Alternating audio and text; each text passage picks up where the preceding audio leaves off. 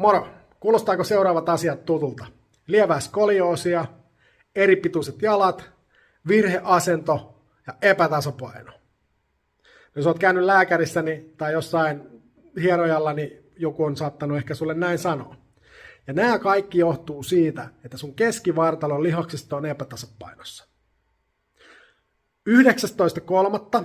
alkaa seuraava Selkäfix Total Live Online verkkovalmennus, missä treenataan sun keskivartalon lihastasapaino kuntoon. Ja se kun on syynä liki kaikkiin selkä- ja tuki- ja liikutelin ongelmiin, niin se kannattaa tehdä.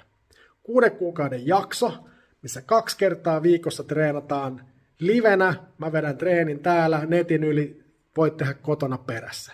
Et tarvi mitään muuta kuin kuminauhan, tämmöisen lenksun, kahvakuulan tai käsipainon ja kepin. Niillä